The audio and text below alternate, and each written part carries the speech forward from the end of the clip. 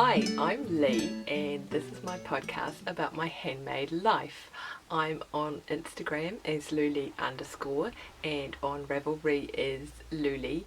I have a shop where I sell notions cases and knitting needle cases, and that's at Shop Louleigh on Etsy, but you can find links to all of my online places at louleigh.com.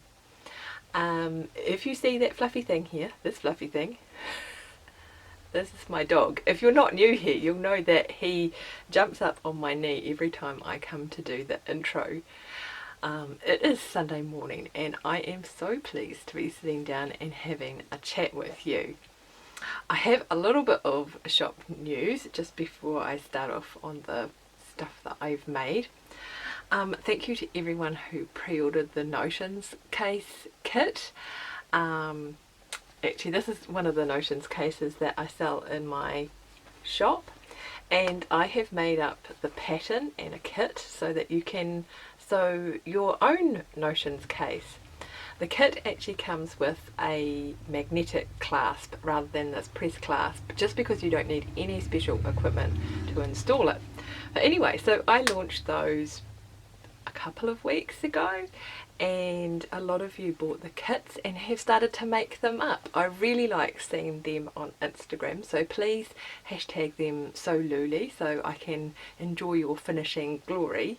It's really nice to be seen, to see what you've been making with the pattern.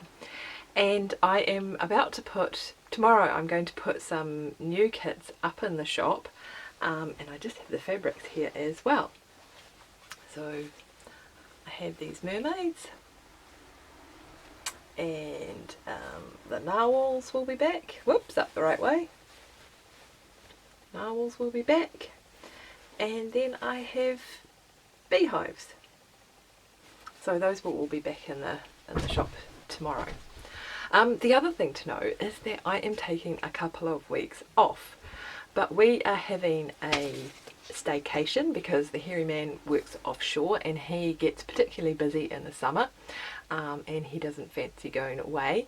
So I'm going to stay at home and have a vacation and make all the things.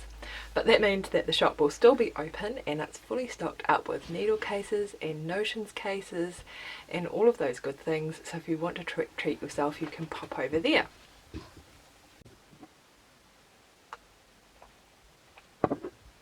Actually, I'm really excited about our vacation. I have made a little rule for myself that over the next couple of weeks I can't start anything, because actually I have a lot of very long-term languishing whips that I would like to get back into, and hopefully finish some of those off. This is community news, and at the moment the main along that we have happening in the Louleigh Ravelry group is the Stashed Appreciating shawl-along, which runs until the end of this month, August. And then I'm going to draw from the chatter thread for a needle case or a notions case from my shop. So there will be a little bit of a prize at the end, and I have been working on two shawls. I'm not going to show you either because they look exactly the same as they were last time, but I'm planning to pick one of them back up this week and do some work on those. So yeah, it's been really fun and inspiring to see everybody's shawls, and it's definitely given me some inspiration for some of the other yarn that I have in my stash, so that's been really cool. And it's so nice to see the colour combinations that you've been using, and yeah, just a take on the actual pattern, different take on the actual pattern photographs, because sometimes the colours or something in the pattern might not appeal to me very much, and so it's nice to see what other people have done, or they might have used an ombre yarn or a variegated yarn where maybe I wouldn't have. And so it's really interesting to see other people's yarn choices.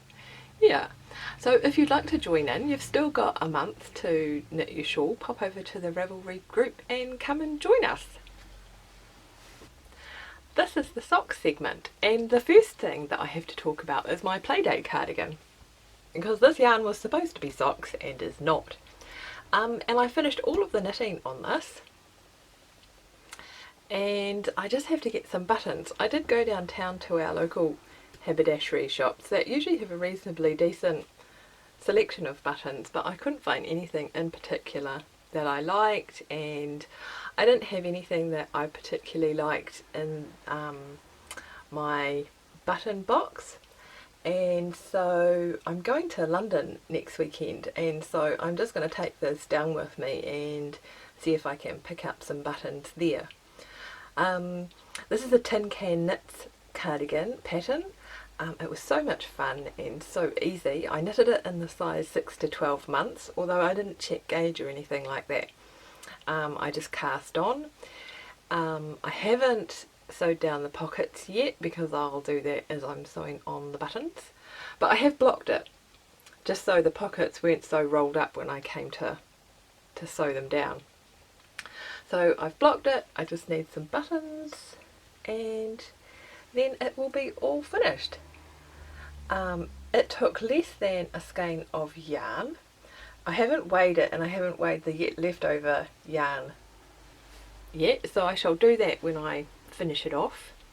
But this beautiful speckled yarn is from, is it River Knits or Riverside Knits? Riverside Studio, which is a Canadian yarn company, yarn dyer. Yeah, so that was really good fun, and hopefully I shall be able to show it to you finished next time. I have actually been working on an actual real life pair of socks. This was another instant gratification cast on, which is way over here. Yeah,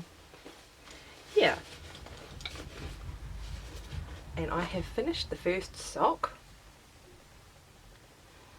just here. The yarn is Style Craft Head Over Heels, and I just really liked the colourway because it has this pop of this melon colour in it, and I've made it using my favourite top down sock pattern, but using a 2x2 rib. And I had decided to use, for the heel, I really hate it when the stripes are interrupted when you do the heel. So I had seen Susan B. Anderson talking on her podcast one day about just winding off a little bit of yarn at the beginning to use for the heel. However, I didn't quite wind off enough yarn, and so I've had to put a little patch in the bottom of the heel.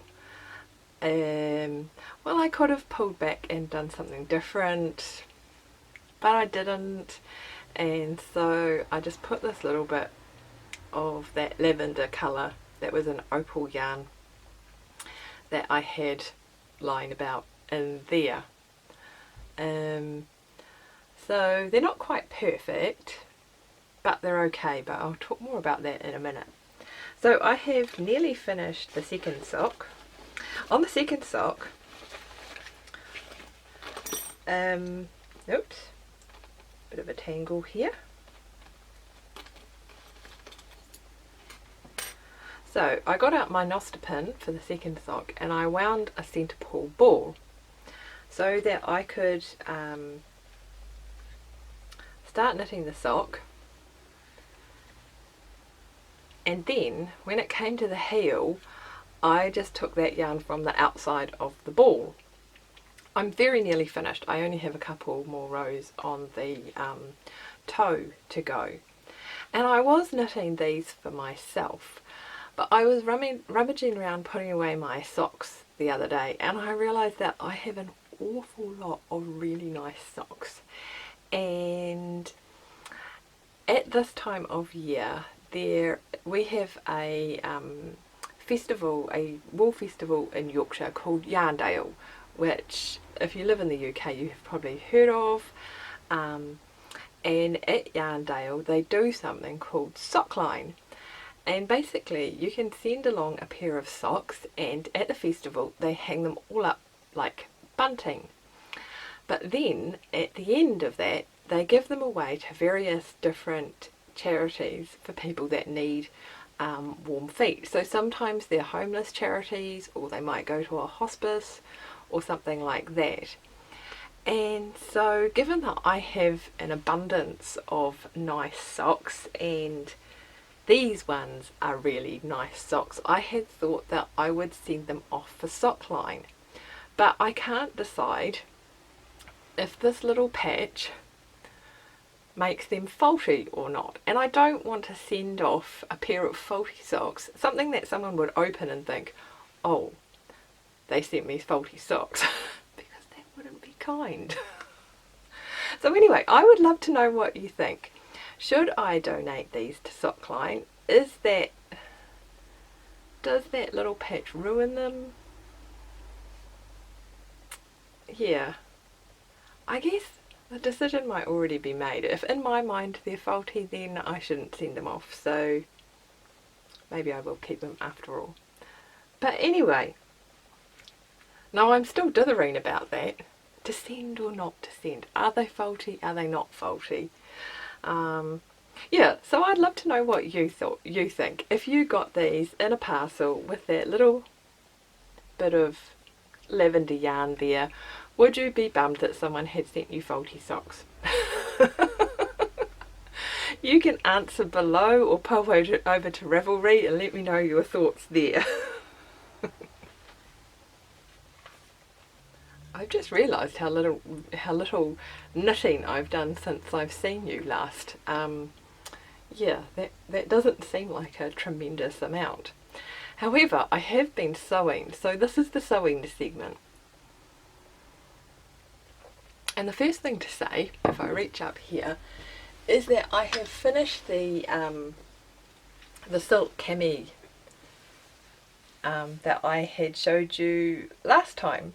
So if you want the details of how I altered this pattern and the changes that I made, the pattern is actually called Silk Cami. This is made out of Liberty Tana Lawn in this really lovely sort of tropical forest colourway. I've made this pattern 3 times, and if you want to hear about the alterations I make to the bust and some of the things I do differently when I put it together, then have a look at my episode from the 11th of May 2018. But yeah, so basically this is just my moment of finishing glory. It is all done and ready for me to pop in my wardrobe. Perhaps if I hold it back here you won't be able to... Yeah. Either that or I shall pop in this space some pictures that I put on Instagram so you can just see it more clearly. But yeah, super easy pattern, and really I like the finishing on this. It looks really nice when you wear it. So yeah. The other thing that I have started working on is a new Farrow dress. Last time I talked about the Farrow dress that I had made using some fabric that I had in my stash that had come from IKEA, and I have been wearing that dress an awful lot, and I also have an occasion coming up where I need to be slightly dressed up, and so I decided to make another one. I've decided to make one with sleeves on this time, and I ordered this linen fabric from Merchant and Mills. It's quite just a basic plain fabric, because I want to make something that I can dress up or dress down. I hate buying clothes for special occasions because I always end up just wearing them once or twice and not getting a lot of use out of it. So I'm hoping that I can make a version of this dress that I can just wear every day, or if I need to dress it up a bit, you know, I can put some jewellery and things with it and it will look nice. My first Farrow dress was sleeveless, and I've decided to put sleeves on this version just to make it a little bit different from the first one and to make it a little bit more trans-seasonal. Yeah, because we've been having a really unusually hot summer here. Often summer in Yorkshire involves cardigans and this sort of thing. So yeah, my first Farrow dress I went down 2 sizes because the fabric was quite stiff, and it sort of stands up. yeah, it doesn't have any drape, it doesn't sort of fall and flute and that sort of thing. Whereas this is a bit of a softer, more lightweight linen, and so it is going to have more drape to it. And so the first Farrow, as I say, I went down 2 sizes and it was quite fitted around the shoulders and to about here.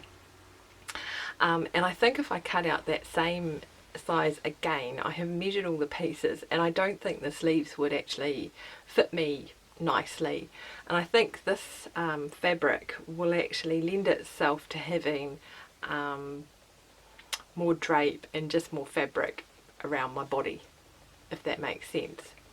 So I have decided to cut out the size that is actually recommended for my measurements, my body measurements, and to make that version. So I am going to make another toile, partly also because I think I need the practice for putting in sleeves. I'm not incredibly good at easing in sleeves, and so I think I would just like to have a go with some rough fabric before I actually cut this out and have a go on the real thing. And I want to see if I need to add the same amount of bust shaping to this version. So I'm at the point now where I have glued all the fabric pieces together again and cut them out to the right size, and I think this afternoon I'm going to find some waist fabric and just make the top half around my bust again to make sure that fits nicely with the sleeves and whatnot. So yeah, there's a bit of a deadline on that one, so I need to get cracking with it. Yeah. So that is all I actually have to tell you about this week, which doesn't seem like very much. I think my focus for the next week, while I am on vacation, will be my Farrow dress. I have the ultralight socks to the samples to finish knitting, so I shall crack on and finish those, and I want to pick up one of my my stash depreciating shawls again. I have 2 on the go, and so I just need to decide which one I'm going to work on and get that going again. It's been so nice to sit and have a chat with you and share some time with you again. If you haven't come over and said hello in the Ravelry group, please do. It's so nice to meet you there. And if you enjoyed hearing me chat about my makes and my works in progress, then please subscribe and give me a thumbs up. Cheerio!